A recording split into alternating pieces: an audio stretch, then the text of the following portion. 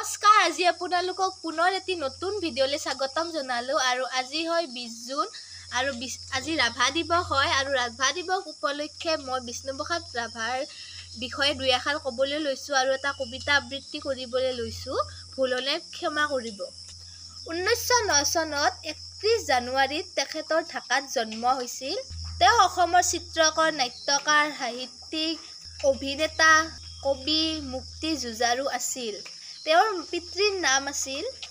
পিতৃৰ নাম আছিল গোপাল চন্দ্ৰ ৰাভা আৰু মাতৃৰ নাম আছিল গেথিবাই। জুন মাহৰ 20 তাৰিখে তেজপুৰৰ বাসভৱনত তেখেতৰ মৃত্যু হৈছিল। এতিয়া মই কবিতাটো আবৃত্তি কৰিবলৈ লৈছোঁ আৰু কবিতাটোৰ নাম হ'ল বিষ্ণু ৰাভা এতিয়া কিমান ৰাতি। আৰু কবিজনৰ নাম হ'ল ডক্টৰ বীৰেন্দ্ৰ কুমাৰ ভট্টাচাৰ্য। বিষ্ণু ৰাভা এতিয়া কিমান ৰাতি, তুমি সাৰে আছা, সাৰে আছোঁ আমি, আৰু সাৰে আছে প্ৰীতি। বিহুৰ তলিত চিফুং বাঁহীৰ কৰুণ সুৰ, বড়ো গাভৰুৰ নাচোনৰ তাল ভাগে, জনতাৰ চকুৰ পানীৰে ভোৰ।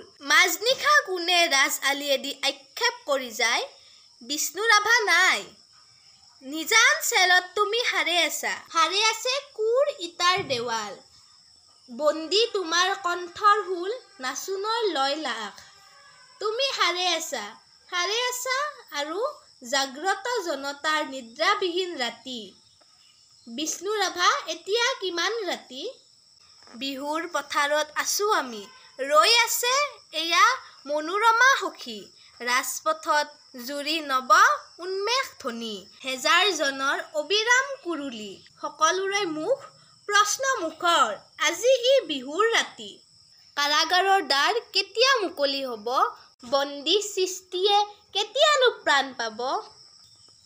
প্ৰাণহীন আজি গীত মাত সুৰ, প্ৰাণহীন বিহুতলী, বন্দী শিল্পীৰ বেদনাত জাগে, ৰঙা জীৱনৰ উন্মাদনা, সঁচা আবেগৰ ৰোল।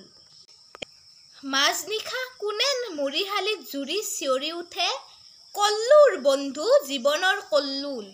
দাস পেটিটেল 11 পৃষ্ঠাত বাকী। মাজনিশা কোনে তৃয়নয়নে পঢ়ে, পোহৰ পোহৰ উদয়াচলত ৰবি। ধন্যবাদ। কবিতাটো যদি কিবা ভুল হৈছে ক্ষমা কৰিব।